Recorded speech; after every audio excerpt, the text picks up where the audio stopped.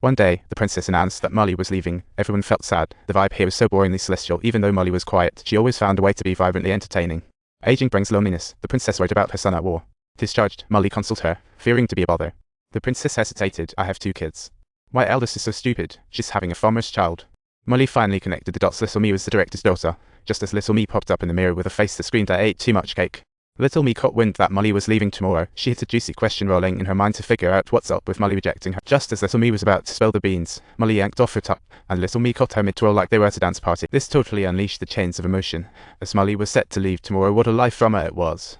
The bottle informed. Tomorrow dawn, Fun gate what at that moment. Little Me fumed. Why are you leaving? Molly stayed tight-lipped, blazing out like a tank as she smashed into Rock, resolutely deciding to stick around, no matter what. Rock hurried into the mansion while Molly followed, eyes glued to him. The bald servant nervously chimed in, that monster's gone wild. Run for it. Molly started hearing roars in the distance. Getting closer, the bold servant warned, I got bitten by that monster, stay back. That guy was not just dangerous, he has a little mystique about him. Molly had never seen a real monster before she walked in and spotted up, but instead, she found the strangely bound man. She thought, this isn't my idea of a monster. Summoning courage, Molly approached the roaring man like a bull, trying to comfort the great white shark by reaching out. She gently caressed his head, only to discover the one trapped was the princess' younger son. A wave of astonishment washed over everyone was scared of him, but Molly was not, viewing this as her golden opportunity to stay at the Brandy house. The princess was thrilled. Her son stopped making noise, letting her sleep well. Even Molly smiled. Molly figured the little guy was just scared. The princess tentatively asked, could you stay a little longer? I do love a good night's sleep. This was just what Molly wanted. She thought, opportunity knocks. And told me, diving into the bushes. And then they were spotted by passing Cashew, to which Molly curiously asked, Cashews must be a big shot around here, right? Little Me replied, absolutely, Cashew's her biological dad. Molly was taken aback, thinking, is that some complicated family dynamic? Little Me shook her head, not a husband, just a man she sleeps with. Nobles care more about reputation. Molly was stunned, thinking, wait, what? Over the next few months, she fully blended into life here, taking care of the little prince while mingling with everyone in the estate. Good morning, princess. Looking for me? Carmen, come here. One day, the princess sought out Cashew. She was eyeing some extra work from Molly, wanting Cashew to help run the mansion. Can I skip this question? The princess' face turned crimson with fury. Women can run mansions too.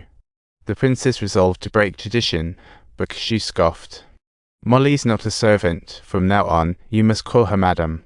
The princess declared. Just say it out loud this way, you'll have some extra practice. Molly was secretly pleased, but Rock was furious, thinking, what about that kiss and proposal the other night? Molly remained firm in her stance. Please wait just a little bit longer, as in still not in the appropriate mood. Don't mention it again, she warned him. Rock was getting tired of her constant warnings. He resignedly drove to a quiet spot. After parking, he told Molly, I've heard about your childhood. I don't mind as long as you're willing to marry me. I will take care of the accounts in the afternoon, for sure. But at that moment, a wave came crashing down, and Molly screamed, Look out, mini monster. Fortunately, the bunny-headed friend arrived in the nick of time to drag the wave away. Rock heard about the incident and was furious. He declared, if that monster touches you again, I'm going to take action. Shall we buy bento for lunch tomorrow? Molly asked with relief. The princess thought her son had grown up a bit after the incident, so she found a farmer woman. However, the little prince remained utterly clueless. The whole situation made Molly realize, why not marry the Prince of Brandy?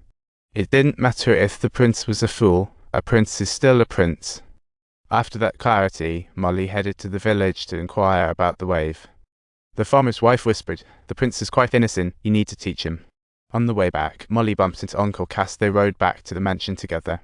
After dismounting, Uncle Cass suddenly asked, heard you're getting married. Molly was taken aback, asking in disbelief, married? To whom? Uncle Cass said, last night, I was drinking with Rock. He said he's marrying you, and you've already agreed. Really? Molly got angry and immediately sought out Rock, confronting him face to face. Why did you suddenly bring up the matter of marriage? Hadn't we already agreed to wait?